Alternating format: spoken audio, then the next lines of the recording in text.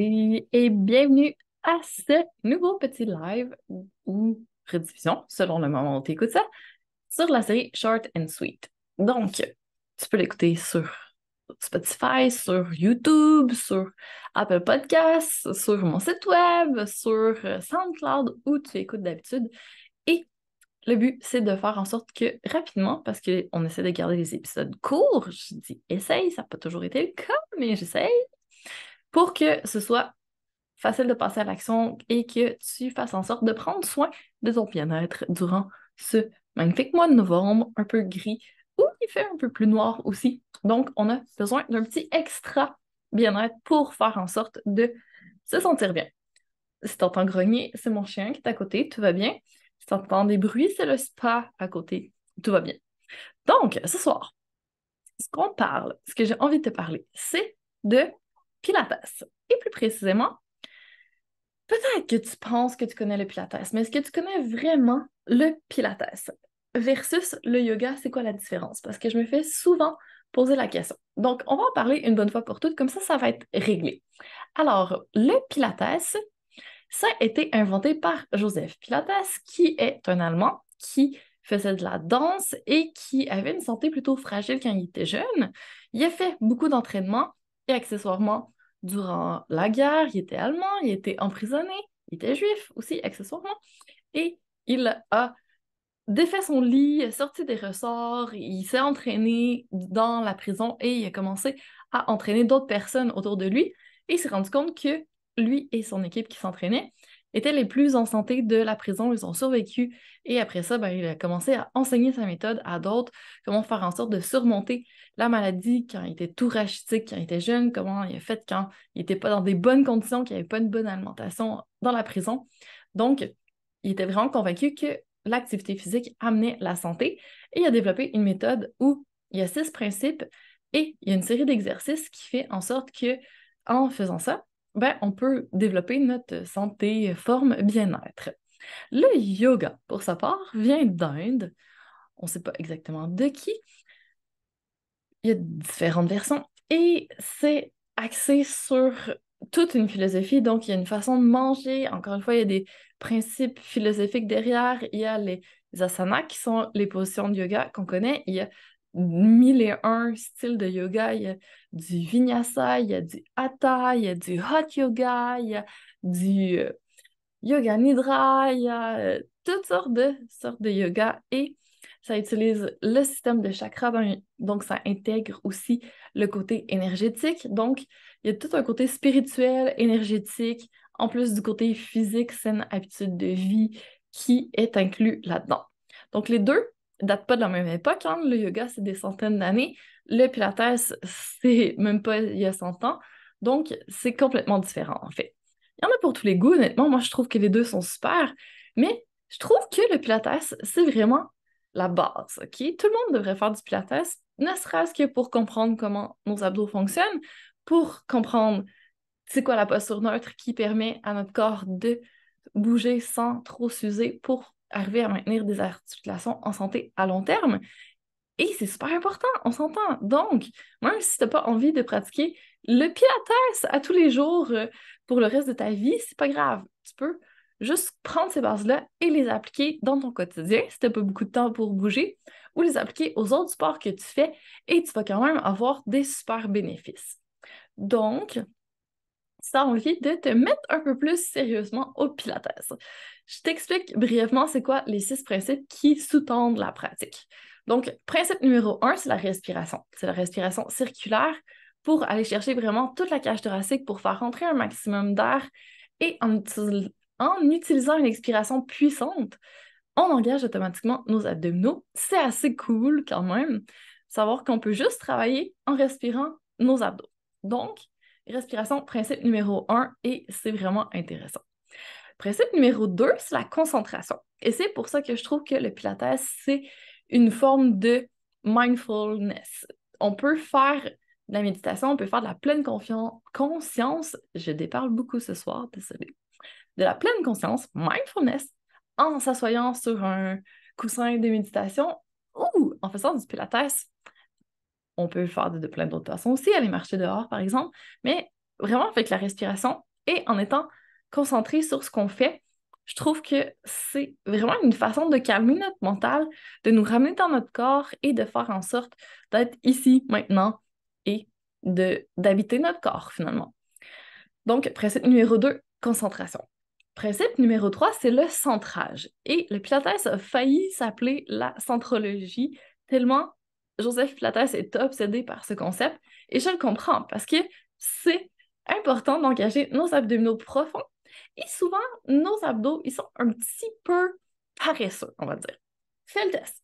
Va toucher ton dos sur le bord de ta colonne. Chez n'importe qui fait pas de sport, c'est quand même dur. On n'a pas le choix d'avoir des muscles là, parce que les muscles du dos tiennent notre colonne vertébrale. Donc, automatiquement, ils sont activés tout le temps et ils sont super réactifs. Ce qui fait que leurs amis en avant, les abdos, eux, se disent ah, la gang en arrière travaille tout le temps, pourquoi moi je travaillerais? Donc, comme les autres sont hyperactifs, sont un petit peu moins actifs. Souvent, si on demande aux gens de toucher leurs abdos, ils sont comme les quoi? Moi, je sais pas ça, des abdos. Donc, les abdos, ils sont là. On peut apprendre à les activer, mais il faut juste aller chercher une façon efficace de le faire. Et c'est ça qu'on apprend dans les pilates. Donc, le centrage, principe numéro 3, super important aussi. Principe numéro 4, c'est le contrôle. Et là, c'est une des raisons pour lesquelles je suis plus capable de mettre les pieds dans un gym parce que on voit des gens qui prennent des poids ou pas. T'sais, on peut faire des squats, des push-ups, on n'a pas de poids. Mais qui font leur exercice n'importe comment. Ils lancent leurs membres dans la salle, ils font des mouvements sans aucun contrôle. Et c'est hyper dommageable. C'est la meilleure façon de se blesser, selon moi. Donc, le contrôle, c'est super important parce que ça fait en sorte que on peut faire moins de répétitions, moins d'exercices, ça prend moins de temps, mais on travaille quand même super fort. Honnêtement, en Pilates, généralement, je fais faire 6, disons, à 10 répétitions maximum, puis à la fin, on n'est plus capable. Donc, après ça, ça ne sert plus à rien parce que là, c'est plus les abdos qui travaillent, c'est tous les autres muscles autour. On va encore retourner dans la chaîne la plus réactive, dans la famille dos. Donc, on n'est plus en train de travailler ce qu'on visait à la base, ça ne sert à rien de continuer. Donc, le contrôle, c'est le principe qui est numéro 4 et vraiment important. Le numéro 5, ça va être la précision. Donc, encore une fois, quand on fait un mouvement, il y a des choses qu'on doit tenir compte. C'est pour ça que je suis là. Quand j'enseigne, je parle beaucoup, j'en dis des précisions pour que le mouvement soit vraiment fait de la bonne façon. On se rappelle qu'il va y avoir la respiration à penser. Quand est-ce qu'on inspire, quand est-ce qu'on expire, est-ce qu'on respire de façon puissante et circulaire. Ensuite, il va y avoir, est-ce qu'on a une posture neutre, donc qu'on a un bon alignement. Ensuite, est-ce que nos abdos, toute la famille abdos est vraiment bien engagée. Ensuite, est-ce qu'on est en train d'exécuter de la bonne façon? Souvent, on a les bras et les jambes à coordonner et ça fait en sorte qu'à un moment donné, ça fait beaucoup. Mais c'est parfait parce qu'on travaille notre coordination, on travaille notre proprioception aussi, où est notre corps dans l'espace. Donc, il y a plein de choses qui sont développées par le Pilates en plus de la force, de l'endurance musculaire.